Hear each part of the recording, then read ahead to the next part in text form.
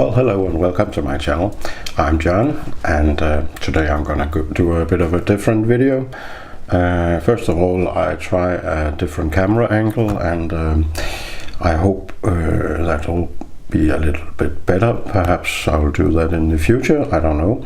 I'll just have to see the result. Next, I grab my coffee and I clear my throat a little bit, and this video I hope will go up. I have a bit of infection in my throat and sinuses and so on, so bear with me if my voice is a bit different. I was tagged, and the tag was from Jack Farmboy. Go check him out, has a lot of great EDC videos and knives and so on. And the tag was show us your first knife, or show us the first knife of your collection. And I think I'm gonna do a little bit of both, and a little bit of storytelling as well. So back in the day, when I was a kid, I lived on a farm with my parents, and I started working, helping my dad when I was about 9 years old. It wasn't like child labor or anything. I just wanted to help out, and I could do a little or more as I wanted to. And back then we had knives like this, slip joints. This is a logging slip joint, and unfortunately I don't have any of those old knives. They were just worn out, not really the best quality, but they were non-locking slip joints. And I have to tell you, that's when I really learned to hate slip joints, because once or twice you have one of those close on your fingers, you just tend to avoid them. But that was what we had, and I was not an idiot that couldn't handle a knife. We worked in sometimes in dark places. We had to reach around stuff, and sometimes you just can't feel which way the knife is facing. And I had it close up on my fingers a few times, but well, that was what we had. And then of course later in life I had something like this. I don't really know why I bought it, but at least it's locking. Just some Pakistani thing, I guess. Yeah, just a knife. And of course something like this. This carries a lot of sentimental value to me, because I bought it in Africa when I was a UN soldier. So I guess this was what you could buy in the southern parts of Africa.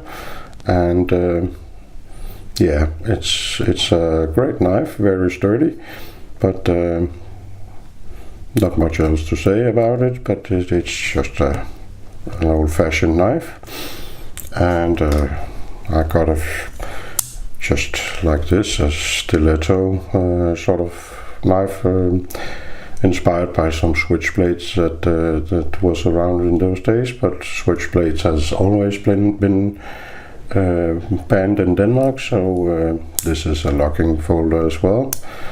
And these were actually the kind of knives you could buy or get in a lot of years in this country. Even this one, which is also from my army days, this was what we had issued, and perhaps it doesn't look like much, but it was in fact a very useful tool in my book.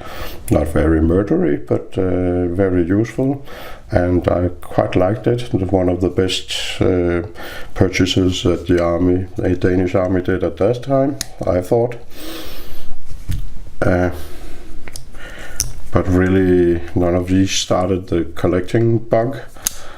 What happened was in about 20 years, the knife laws were changed so that really nothing was allowed. No one-handed opening, no knives above 7 centimeters or 3 inches. Yeah, and you could carry a knife of 3 centimeters legally. which would be 1.5 inch or something like that. Back in 2016, knife laws changed, so you could actually buy one-handed folders like the Kershaw Nura, and these two, the Kershaw Nura and the Kershaw Strobe, was actually the first ones of my collecting. I started collecting, I just had the urge to get some of the new modern folders that I saw on YouTube and so on. So these were the first, and I have to admit the first one I unboxed was the Kershaw Nura. This is the 3.5 inch, and when I opened this I was a bit embarrassed, not embarrassed, but a bit disappointed. This is not a very good action. The knife is very beautiful, but the action is not that good. I'll just try to keep it in frame. Remember, this is my first time with this camera position, so please bear with me. And as you can see, a little bit of a disappointment. I always wanted switchblade like knives, and this was definitely not it. It can be done, but you have to put a bit of effort in it. But luckily in that box was also the Kershaw Strobe, and that reassured me that modern folders were actually quite fun, because this has an amazing action, and I love this knife to this day. I'm never getting rid of this, not just because it's my first, but also because it is a great knife and I carried it very much. Deep carry pocket clip for a knife scared country, and great ergonomics, great little blade, and it really carries so well. I really like this one. So, and since then I've come a bit of a long way. Now I have knives ranging from about $15 up to $250. So yeah, but these were my first, and for that reason alone I am never getting rid of them, and they carry a lot of sentimental value, but I guess I try to call the Strobe my first good knife, and I truly love it. That was a little bit about the way I got addicted. I've since become a lot of a knife hoarder and so that was my story of starting collecting. For the tag, I would like to tag EDCaustria, Stefan. You are tagged. I'd like to hear about your first knife, or your first knife in your collecting, or both. And then I'd like to tag Knifemonkey. I thought that would be interesting as well. And maybe if you haven't done it, I don't think so, I'd like to hear from or tag Bass on Blades as well. And with this, I hope you found it remotely interesting. Sorry about the voice.